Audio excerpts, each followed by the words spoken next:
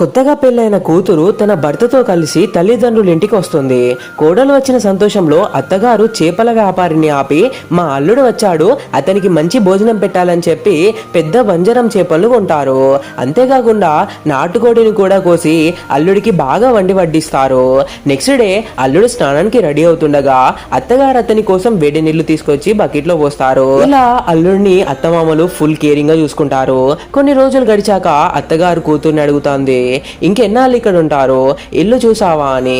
దాని కూతురు, ఎందుకమ్మా ఇల్లు చూడడం, అతను ఇక్కడే సెట్ అయ్యాడు, అందుకే మేము ఇక్కడే ఉండాలని డిసైడ్ అయ్యాం అని చెప్తుంది. కూతురు పెళ్ళయ్యాక అల్లుడు అత్తారింట్లోనే ఉండడం ఊళ్ళో వాళ్ళు తప్పుగా అనుకుంటారని అత్తగారు అభ్యంతరం చెప్తారు.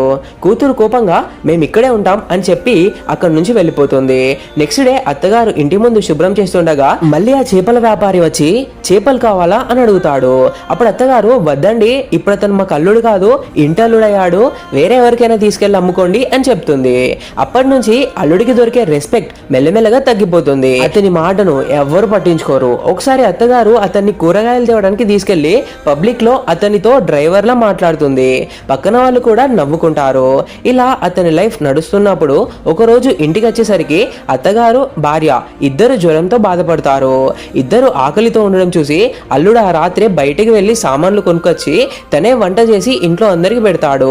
ఇది చూసిన అత్తగారు అల్లుడు ఇంట్లోనే ఉన్నాడని అతనికి మర్యాద ఇవ్వడం మానేశానని బాధపడుతుంది. కొంతకాలానికి అతని భార్య చెల్లెలకి పెళ్లి సంబంధం చూడడానికి పిల్లాడి తరపు వాళ్ళు వస్తారు.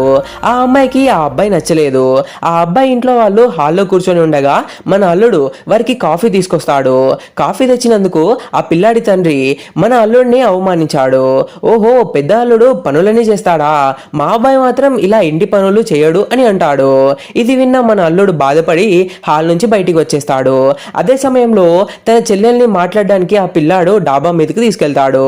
అక్కడ ఆ అమ్మాయి తన బావ గురించి అవమానకరంగా మాట్లాడినందుకు ఆ పిల్లాడిని గట్టిగా తిడుతుంది. నాకు అన్నయ్య ఉన్నా గాని మా బావంతా బాగా చూసుకునేవాడు కాదు, ఇంకోసారి మా బావ గురించి మాట్లాడమంటే అంతే సంగతులు అని వార్నింగ్ ఇస్తుంది. ఈ మాటలు విని కింద ఉన్న అల్లుడికి చాలా సంతోషం కలుగుతుంది. అటువైపు ఆ అమ్మాయి తల్లి కూడా కోపంతో బయటి వారిని బాగా తిట్టి పంపించేస్తుంది.